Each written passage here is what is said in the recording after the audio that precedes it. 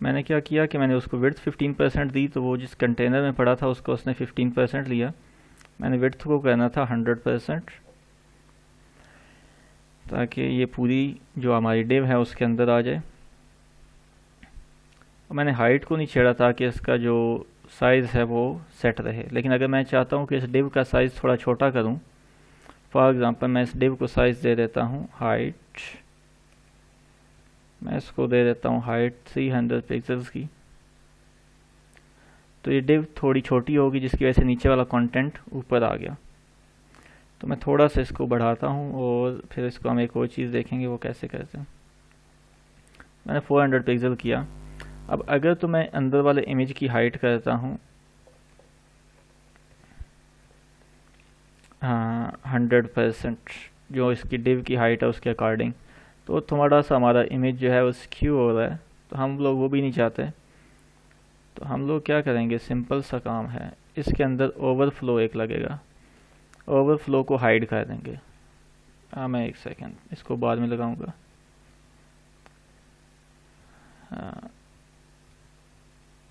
अभी क्या हो रहा है कि हमारा इमेज जो है यहाँ से नीचे ओवरफ्लो कर रहा है डिव में से, तो हम ओवरफ्लो हाइड करेंगे तो यहाँ से नीचे वाला जो हिस्सा है इस हमारी इमेज का वो हाइड हो जाएगा।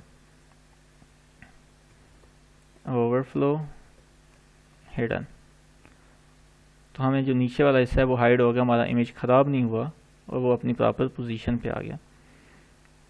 हम इसको थोड़ा सा मज़ीद बढ़ा भी सकते हैं, वो हमारी अपनी चॉइस है। लेकिन जो बेटर तरीका है वो ये होता है कि इमेज को फिर एडिट किया जाता है, उसका साइज़ एडजस्ट किया जाता है ताकि वो अपने प्रॉपर प्लेस पे आए। अब इस डिव के नीचे थोड़ी सी जगह छोड़नी है, तो उसके लिए मार्जिन बॉटम 20 पिक्सल्स, तो नीचे हमारे पास कुछ जगह आ गई। जो हमने मॉडल स्टार्ट किया था जिसको हम कॉपी कर रहे थे, शॉपिंग वेबसाइट, मुझे वो देखना पड़ेगा, दोबारा से ओपन कर लेते हैं।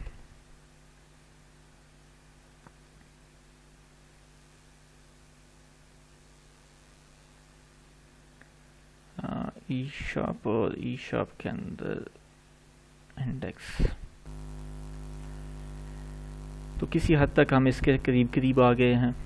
अब उससे भी बेहतर है कि हम ये इमेज यूज़ करेंगे तो इसका साइज़ थोड़ा अच्छा है, तो मैं इसको यहाँ से ही डाउनलोड करता हूँ सिंपल, और इस इमेज में सेलेक्ट ऑल करके जो पहले से मैंने इमेज लगाया उसको रिप्लेस कर देता हूँ। तो ये इमेज इसके अंदर बिल्कुल फिट होके आ गई है। कोई इसका साइज़ नीचे बड़ा भी था तो वो ओवरफ्लो ने कवर अप कर दिया। उसके बाद एक और इफ़ेक्ट होता है वो हम लगाएंगे, जो होवर करने पे थोड़ा सा इसका साइज़ इंक्रीज़ हो। मैं यहाँ आज एक चीज़ के ऊपर काम कर रहा था वो भी दिखा देता हूँ। लोकल होस्ट एंड अब्दुल वाहिद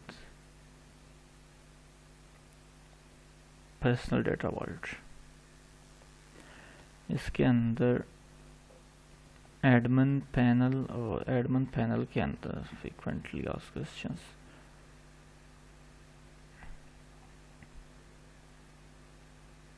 ये एक इफ़ेक्ट लगाया जाता है अक्सर इमेजेस के ऊपर, तो ये भी CSS के ज़रिए लगाया जाता है। तो ये अभी मैं दिखा देता हूँ कैसे लगाएंगे हम लोग अपने स्टाइल पे। तो इमेज के ऊपर लगाएंगे हम लोग ट्रांसफॉर्म पॉइंट टू एस, और dot banner container image hover and transform scale 1.2। ये ट्रांसफॉर्म नहीं, ये ट्रांजिशन होगा शायद।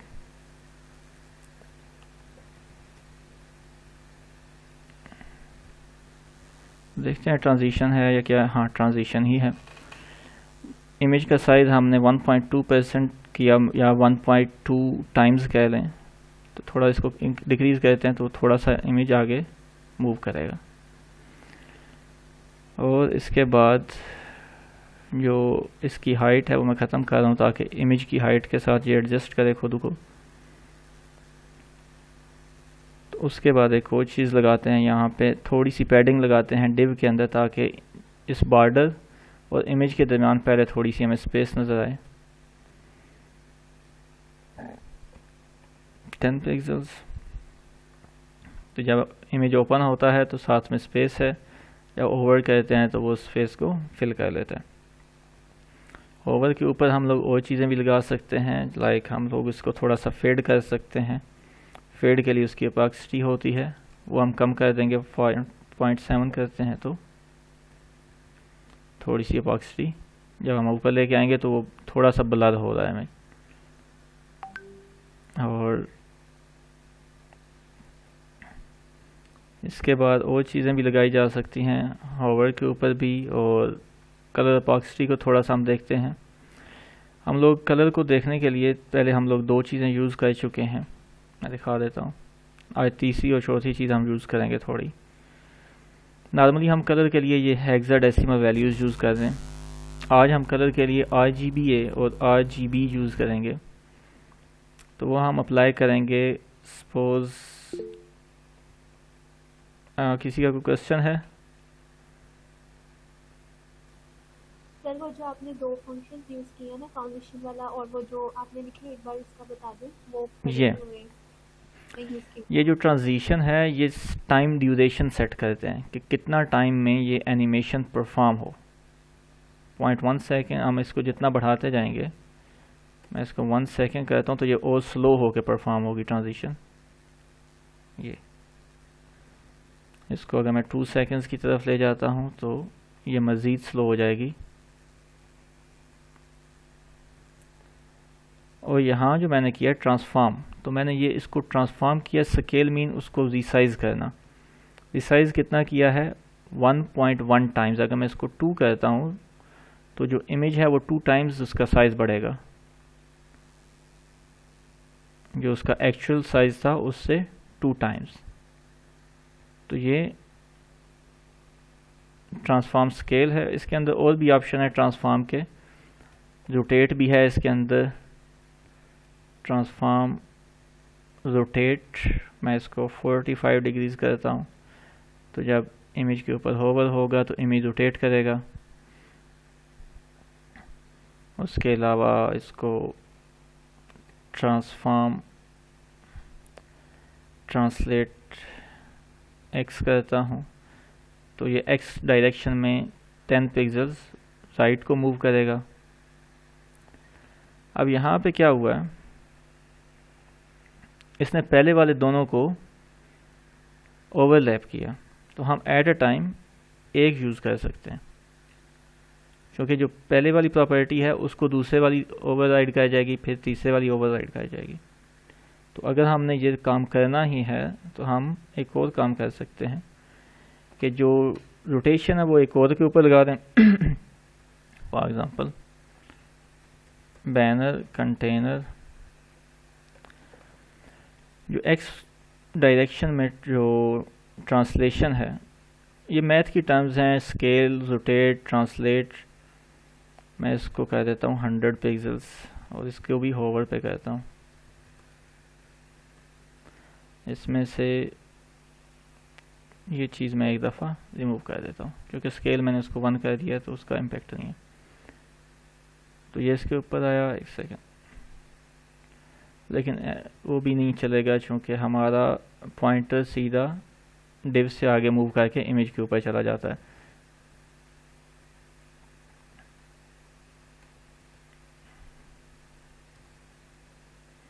ट्रांसलेट टेक्स्ट करना है तो हम इसको यहाँ पे लाते हैं एक दफ़ा, तो ये ट्रांसलेशन आ जाएगी इसमें। वाई डायरेक्शन में, जी डायरेक्शन में, आप इसको जिस डायरेक्शन में ले जाना चाहें। तो अप डाउन। तो हम वापस आते हैं जो हमारी ट्रांसलेशन थी 0.1 पिक्सल वाली, उसके ऊपर, सॉरी 1.1 टाइम्स वाली स्केल के ऊपर।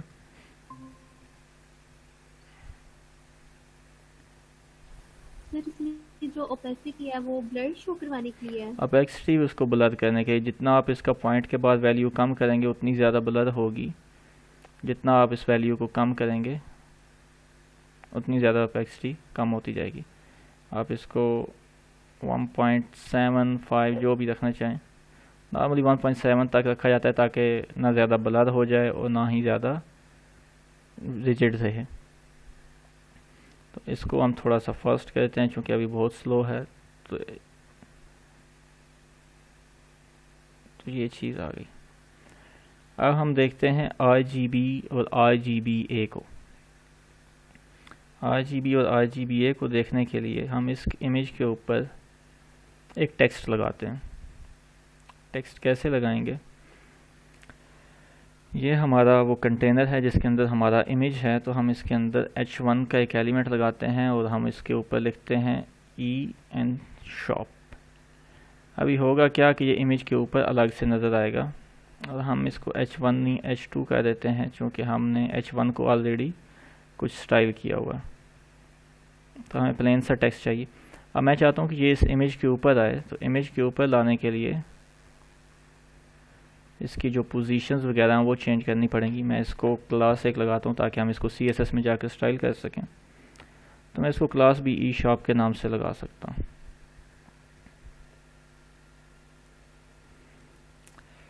तो और इसकी मैं पोजीशन जो है वो चेंज करता हूँ। मैं पोजीशन इसकी चेंज करूँगा, एक दफ़ा एब्सोल्यूट करूँगा, देखते हैं क्या होता है। जो ही मैंने इसकी पोजीशन एब्सोल्यूट की तो ये जहाँ पे था वहाँ पे अपने एलिमेंट्स में से अलग निकल गया।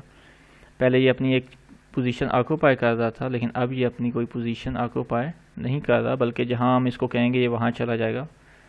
फॉर एग्ज़ाम्पल हम इसको कहते हैं लेफ़्ट, बल्कि इससे भी बेटर है टेक्स्ट अलाइन कर लेते हैं, वो सेंटर से आसानी हो जाएगा। टेक्स्ट अलाइन सेंटर, लेकिन ये क्यों मूव नहीं हुआ? क्योंकि इसको हमने कोई विड्थ नहीं दी और ये जहाँ पे पड़ा है वहीं पे रहेगा। तो हम इसको एक विड्थ देते हैं, देखते हैं। तो ये क्या हुआ कि हमारा जो पूरी बॉडी थी उसकी विड्थ के इक्वल चला गया, तो उस वजह से आगे मूव कर गया। तो इसको हम विड्थ देते हैं ऑलमोस्ट 70% की, जो कि इसके कंटेनर की भी है। तो ये सेंटर में आ गया, क्योंकि जब हमने इसकी पोजीशन एब्सोल्यूट कर दी तो ये बिल्कुल अपने अलग से आइडेंटिटी लेके आ गया, जिसकी वजह से ये वहाँ से बाहर आ गया। अब एक और चीज़ है, बल्कि ठीक है इसको मैं इमेज के बाद करता हूँ और फिर हमें इसके ऊपर टॉप लगाना पड़ेगा। अब ये चूँकि नीचे चला गया, लेकिन हम इसको ऊपर ला सकते हैं। टॉप -200 पिक्सल्स, तो देखते हैं कहाँ आता है। हाँ, ये उस डिवे के पीछे जा रहा है, तो हम इसको वापस अपनी पोजीशन पे लाते हैं और फिर ऊपर से इसको नीचे की तरफ ट्रांसलेट करके लाते हैं। क्योंकि जो आपके एलिमेंट्स है उनकी अरेंजमेंट भी होनी चाहिए। जैसे अगर आप इस होम को इस नैव बार की ये जो हमारा बैकग्राउंड है इसके नीचे रख देंगे तो आपका ये बटन क्लिकेबल नहीं रहेगा। तो इससे इसको थोड़ा अलाइन करना पड़ता है, जो एलिमेंट बाद में आएगा वो पहले वाले के ऊपर आएगा। इसको अप किया और कुछ मैं चीज़ें रिमूव कर रहा हूँ, चूँकि ओपेसिटी हम ख़त्म कर रहे हैं और साथ में स्केलिंग भी ख़त्म कर रहे हैं, ताकि थोड़ा एक जगह पे रुक जाए, ताकि हम इसको अपना स्टाइल दूसरा अप्लाई कर सकें। विड्थ 70% की और टॉप से थोड़ा हम इसको मार्जिन देते हैं, टॉप 20 पिक्सल्स। तो ये अब यहाँ से टॉप कैलकुलेट करेगा, और अगर हम इसको कहते हैं 100 पिक्सल्स और 200 पिक्सल्स, थोड़ी सी किसी भी स्पेसिफिक प्लेस पे हमने इसको लाना है। फिर उसके बाद हम इसको जो कलरिंग है RGB और उनकी हम डिस्कशन करेंगे। बस यहाँ पे ये हमें ठीक लग रहा है। पोजीशन को इसके बाद हम देखेंगे कि पोजीशंस क्या क्या होती हैं और हम इनको क्या क्या चूज़ कर सकते हैं। तो अब दो टाइप की कलर्स हैं हमारे पास। जो पहले हम देखे थे, हमने पहले देखा बाय नेम कैसे रखते हैं, लाइक रेड, ग्रीन एक्सेट्रा। फिर हमने देखा कि हैश और हेक्स वैल्यू से कैसे करते हैं। अब पहले RGB से देखते हैं और फिर RGBA। RGB से तो हर कोई अवेयर है, रेड ग्रीन ब्लू की वैल्यू देते हैं तो हमारे पास एक कलर बन जाता है। फॉर एग्ज़ाम्पल मैं इस कलर की बात अगर करता हूँ तो इसकी RGB वैल्यू लेनी हो तो मेरे पास ये एक टूल है जो हमें हर कलर की RGB जो भी हम चाहें दे सकता है। तो मैं इसकी RGB लेना चाहता हूँ तो ये मुझे पास RGB वैल्यूज़ आ गई, ये मैंने यहाँ पेस्ट कर देनी है। तो मैंने इसको पेस्ट किया तो इसका कलर ये वो जो RGB मैंने सेट की थी उसके अकॉर्डिंग हो गया। तो इसको अगर हम 0 करें तो इसका मतलब होता है ब्लैक, और 256 करें तो इसका मतलब होता है वाइट। RGB 00 and black. और इसको हम एक बैकग्राउंड लगाते हैं, वो हम लगाते हैं RGBA से। इसको आप चेंज करेंगे ना, अगर इसको आप 255 करेंगे, सॉरी 255 करेंगे RGB तो रेड हो जाएगा R की वजह से। दूसरे को 255 करेंगे तो थोड़ा सा एक रेड और ग्रीन का मिक्सचर कलर बनेगा, और तीसरे को 255 करेंगे तो वाइट कलर बनेगा हमारे पास। तो ये कलर जो भी आपने बनाना हो वो आप बना सकते हैं। तो मैं इसको के साथ ब्लैक में ही जाना चाह रहा हूँ क्योंकि वो थोड़ा सा वहाँ पे क्लियर नज़र आ रहा है। और इसको बैकग्राउंड में RGBA से लगाना चाह रहा हूँ। RGBA में चौथा A क्या है, A उसकी ओपेसिटी ही कह लें, इसको हम लोग अल्फ़ा बोलते हैं। जैसे मैं ब्लैक का ही या बल्कि वाइट का करता हूँ 255, हाँ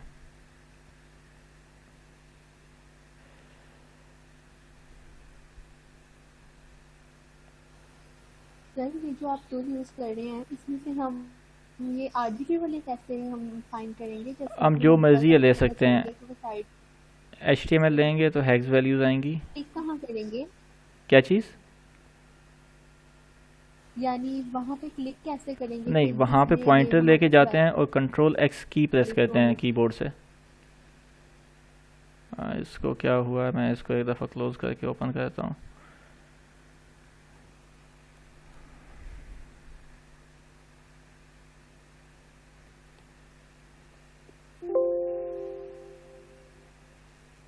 हाँ, हो गया क्लोज। और RGB वैल्यू हम कहीं से भी ले सकते हैं, हमें इंटरनेट से भी मिल सकती है। RGB कलर जनरेटर आपको W3 स्कूल हर किस्म की सहूलत प्रोवाइड कर रहा है, वहाँ से आप इसको यूज़ करेंगे। आप यहाँ से रेड और ग्रीन की कलर चेंज करेंगे तो उसके अकॉर्डिंग आपका कलर नया बनता जाएगा, जो भी आप बनाना चाहें तो वो आपको यहाँ पे RGB में मिल जाएगा। और A क्या है, RGBA का क्या फ़र्क है? RGBA हम ब्लैक से हम वाइट की तरफ जा रहे हैं। अब उसको वाइट हमने बैकग्राउंड दिया RGB, पहले RGB में रहते हैं फिर RGBA में जाएंगे। तो इसका ये जो हमारा टेक्स्ट था इसका कलर बैकग्राउंड जो है वो वाइट आ रहा है। अभी मैं इसको थोड़ा सा मज़ीद क्लियर करने के लिए थोड़ी सी इसमें पैडिंग ऐड करता हूँ।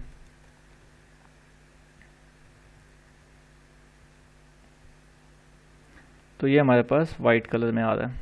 अब कहना क्या है, हमने इसको वाइट की बजाय मैं इसको ग्रीन करता हूँ थोड़ा सा, ताकि हमें पता चले, क्योंकि बैकग्राउंड के साथ वो इतना जच नहीं रहा। तो ग्रीन है। अब मैं इसको थोड़ा सा फेड करना चाह रहा हूँ, तो फेड करने के लिए क्या करेंगे RGBA और अल्फ़ा वैल्यू मैं कर देता हूँ 0.5, तो ये फेड हो जाएगा। बैकग्राउंड भी आपको उसके अकॉर्डिंग नज़र आ जाएगा जितना आप फेड करना चाहें। तो उसके अलावा हम लोग यहाँ पे अगर बात करें कि हमने ओपेसिटी क्यों नहीं यूज़ की, RGBA क्यों यूज़ किया, अगर मैं इसको यूँ भी कर सकता था RGB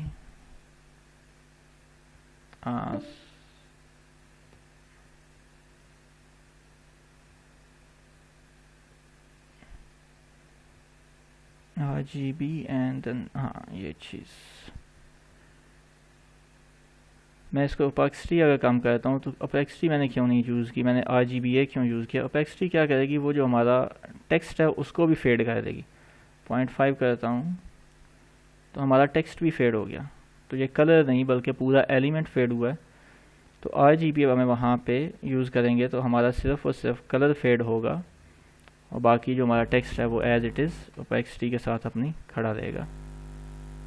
तो आज की डेट में हमने कुछ चीज़ें देखी जिसमें हमने ऊपर एक नया चीज़ ऐड की, लोगो टाइप, एक इमेज ऐड किया, उसके ऊपर फिर हमने कुछ ट्रांसफॉर्मेशंस अप्लाई की। उसके अलावा हमने RGB और RGBA को देखा और पोजीशन एब्सोल्यूट को देखा और एक हमने फॉन्ट फैमिली लगाना देखी। तो इसमें किसी का कोई क्वेश्चन है तो वो पूछ लें। सर बैक से आप लोगों का भी कोड दिखा देंगे किसका? ताकि वो एक क्लास है जैसे बाकी CSS की जो लोगो क्लासेज है। आपने ऊपर एंकर टैग लगाया ना, लोगो का कोई एंकर जी टैग जी, मैंने नहीं लगाया, मैंने लेकिन वो सिर्फ रिकॉर्ड नहीं ना हुआ। हाँ मैंने सिर्फ स्पान लगाया है, जिसको ये स्पैन लगाया, जिसको एक क्लास दी है लोगो की। इसको मैं कुछ और कह देता हूँ, मैं इसको ब्रांड कह देता हूँ। सर वैसे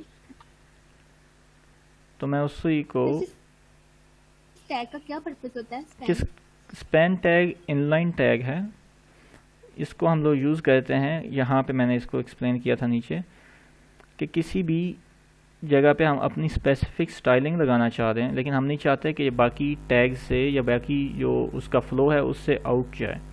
फॉर एग्जांपल मैं यहाँ पे एक अलग P लगाता, मैं इसको चेंज करता हूँ अगेन। अब इसके ऊपर ये जो स्पैन हमारे पास लगा हुआ है ये शायद यही है, एक्सेसिबल या यही है। इसके ऊपर मैं स्टाइल तो कुछ अलग लगाना चाहता था, मैं इसकी जगह पे P लगाता तो ये अलग से एक पैराग्राफ बन जाता जिससे ये नई लाइन पे चला जाता तो सारा ब्रेक हो जाता। लेकिन मैं चाहता हूँ कि ये यहीं पे रहे और हमारा काम चलता रहे। तो स्पैन इनलाइन एलिमेंट है तो इसलिए ये हमारे फ्लो को ख़राब नहीं करता। यानी स्पेस ना ले। हाँ स्पेस ना ले, जो फ्लो है उसको ख़राब ना करे। इनलाइन एलिमेंट है तो जहाँ पे आप लगाएंगे वहीं एज इट इज़ रहेगा, कोई उसको चेंज नहीं करेगा। लाइक यहाँ पे भी अगर हम P लगाते तो वो कुछ और बन जाता, इवन दो इसके ऊपर स्टाइलिंग लगी हुई है।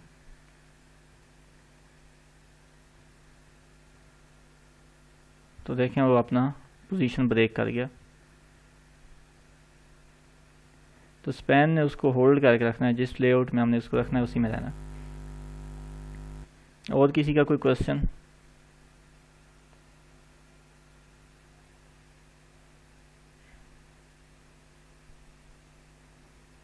ठीक है, थैंक यू वेरी मच।